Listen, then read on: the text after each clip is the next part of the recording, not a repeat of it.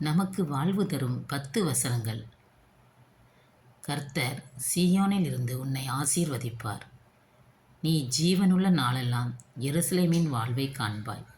சங்கீதம் 128 அதிகாரம் 5 வசனம். அப்பொழுது விடியற்கால வெளுப்பை போல உன் வெளிச்சம் எழும்பி, உன் சுகவாழ்வு சீக்கிரத்தில் துளிர்ந்து, உன் நீதி உனக்கு முன்னாலே செல்லும். கர்த்தருடைய மகிமை உன்னை பின்னாலே காக்கும். ஏசாயா 58 அதிகாரம் 8 வசனம். நான் ஒரு காலும் அசைக்கப்படுவதில்லை என்று என் வாழ்விலே சொன்னேன். சங்கீதம் 30 அதிகாரம் 6 வசனம். பாவி 100 தரம் பொல்லாப்பை செய்து நீடித்து வாழ்ந்தாலும் என்ன? தேவனுக்கு அஞ்சி அவருக்கு முன்பாக பயந்திருப்பவர்களே நன்றாயிருப்பார்கள் என்று அறிந்திருக்கிறேன். பிரசங்கி 8 அதிகாரம் 12 வசனம். சூரியனுக்கு கீழே தேவன் உனக்கு நியமித்திருக்கிற மாயையான நாட்களிலெல்லாம் நீ நேசிக்கிற மனைவியோடே நிலையில்லாத இந்த ஜீவ வாழ்வை அனுபவி. இந்த ஜீவனுக்குரிய வாழ்விலும் நீ சூரியனுக்கு கீழே படுகிற பிரயாசத்திலும் பங்கு இதுவே.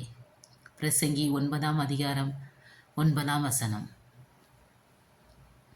வாழ்வு காலத்தில் நன்மையை அனுபவித்திரு, தாழ்வு காலத்தில் சிந்தனை செய். மனுஷன் தனக்கு பின் வருவதொன்றையும் கண்டுபிடியாதபடிக்கு தேவன் இவ்விரண்டையும் ஒன்றுக்கொன்று எதிரடையாக வைத்திருக்கிறார். பிரசங்கி 7 அதிகாரம் 14 வசனம்.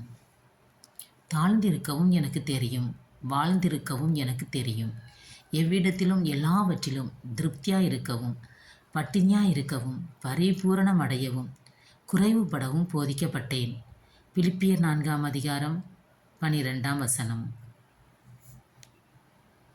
உன் வீட்டிலே வருகிற மனைவியை கர்த்தர் இஸ்ரவேல் வீட்டை கட்டுவித்த 2 பேராகிய ராகேலைப் போலவும் லேயாளைப் போலவும் வாழ்ந்திருக்க செய்வாராக.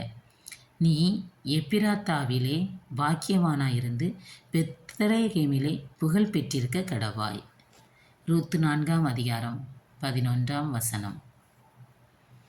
நீ இனி கைவிடப்பட்டவள் எண்ணப்படாமலும், உன் தேசம் இனி பாழான தேசம் எண்ணப்படாமலும், நீ எப்சிபா என்றும் உன் தேசம் பியூலா என்றும் சொல்லப்படும். கர்த்தர் உன்மேல் பிரியமாயிருக்கிறார், உன் தேசம் வாழ்க்கைப்படும். ஏசாயா 62 அதிகாரம் 4 வசனம். விதைக்கப்படாத தேசமாகிய வனாந்தரத்திலே நீ என்னை பின்பற்றி வந்த உன் இளவயதின் பக்தியையும் நீ வாழ்க்கைப்பட்டபோது உனக்கிருந்த நேசத்தையும் நினைத்திருக்கிறேன் என்று கர்த்தர் சொல்கிறார்.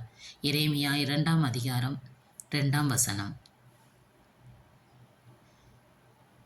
இயேசுவுக்கே புகழ், இயேசுவுக்கே நன்றி.